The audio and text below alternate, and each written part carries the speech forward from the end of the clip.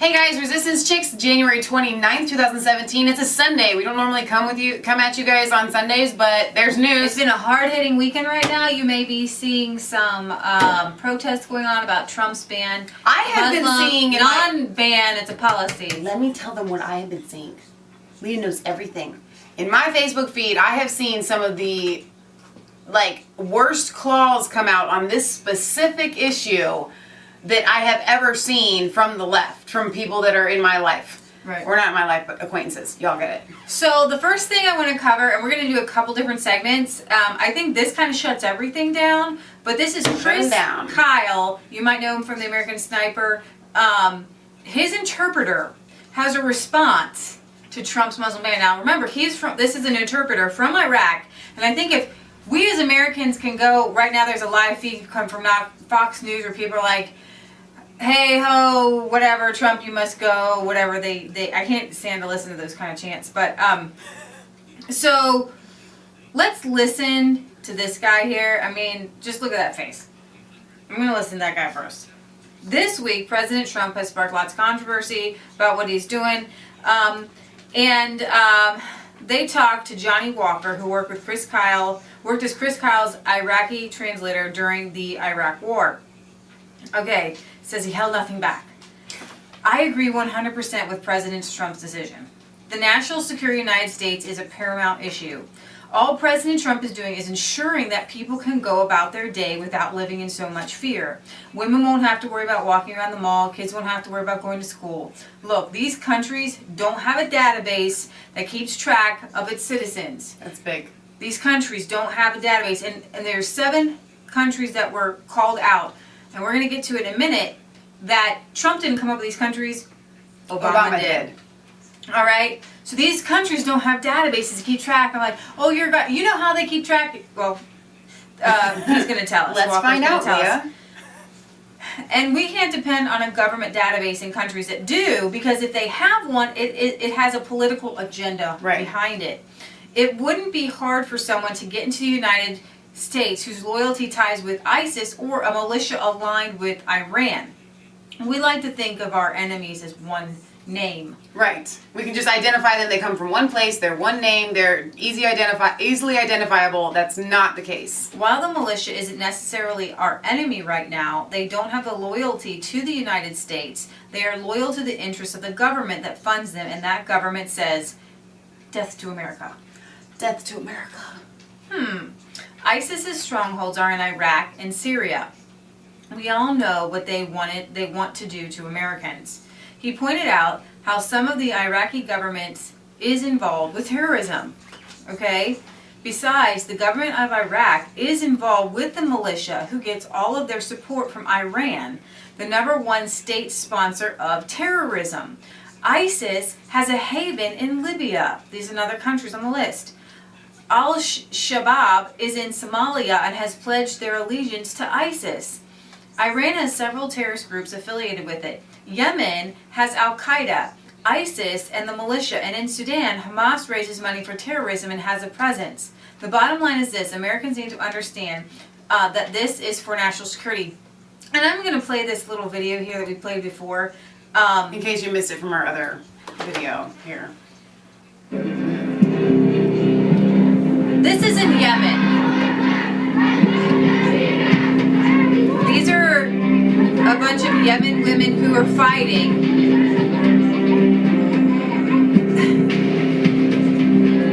Who are saying that we will fight, actually. They're not actual soldiers. But at the end of this video, you can watch our other videos, they literally shout, death to Israel, death to America. So, that's in Yemen. Let's bring over the women and children. They're just women and children! Death to America. Then Walker explained the one area where he disagrees with the order. And I think that we should take into account what he says here. But we also need to be concerned with the interpreters, the linguistics, and the soldiers who work shoulder with shoulder with the U.S. to fight against terrorists. There are thousands of translators and friendly forces over there who earned the right to come to America. Now listen, they've all become targets to groups like ISIS because they worked with America. They made sacrifices in doing so, and they deserve a second chance. Let me interject here because we covered this yesterday in a video, and in case it wasn't clear when we did cover it, and maybe we haven't even put it up yet because there's a couple videos that we haven't. But in this order, this stop that Trump has put, it says that he has given special discretion. Thank you. Depending upon each situation. And it may take a little bit of time to vet those situations, but I feel very confident that people that this applies to will make it through as they should. And he spoke about his personal experience as a translator. He said, I was one of those translators. I worked with the Navy SEALs to help kill the enemy. Working with the American military made my family and me a target. Al-Qaeda murdered my brother because of me helping the Americans. Oh my gosh. There are translators over there who have proved their loyalty. If you're willing to die alongside the Americans, you know. Oh, hang on, you misread that. Okay, you're right. Prove their loyalty, period. They have. ISIS and other groups keep a list of their names.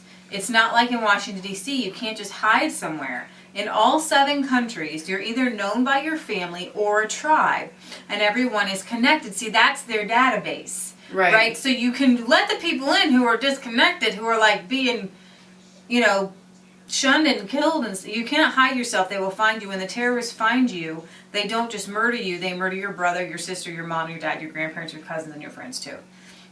Welker made it clear that he doesn't think everyone in Iraq should come here. No, I don't believe everyone deserves to come here, but the ones who show their loyalty do. He reaffirmed his support for Trump. I am in full support of the decision that the president has made. We all need to forget about ourselves and put American lives first. Trump's decision will help prevent terrorism and the death of more innocent people. Then Walker finished by posing a question for everyone who thinks Trump is racist because of the Muslim ban. This is not a Muslim ban. He says, what about all the other rich Muslim countries? They banned Muslim immigration from the very beginning. Saudi Arabia and the United Arab Emirates, Bahrain, Qatar, are they racist too? A fine question, but one that Trump's critics are sure not to answer.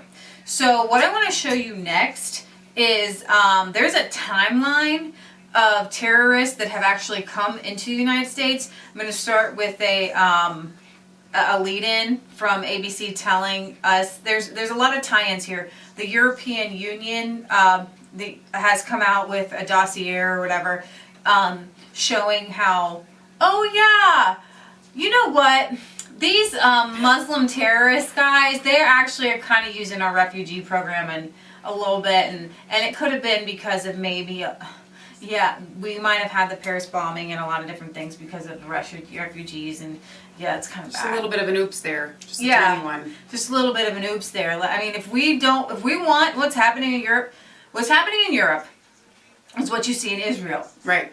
Okay? So everything that's happening in Israel, we used to watch on the news. Oh, Israel had another car bombing, and it wasn't that.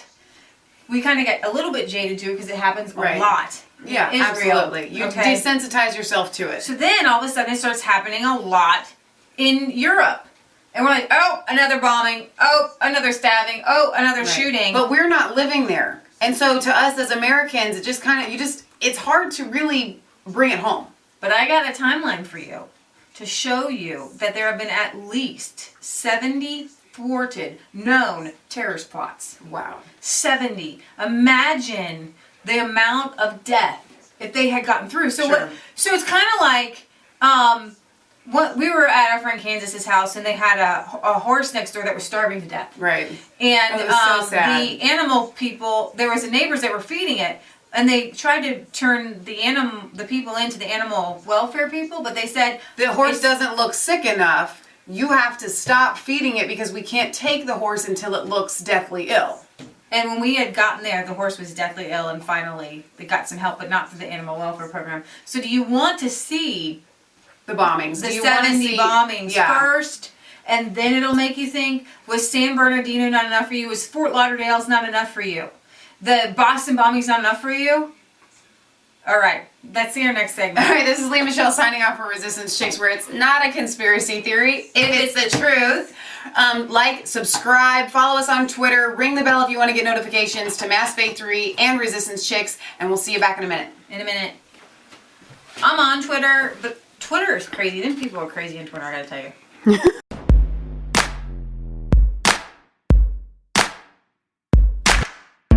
I was called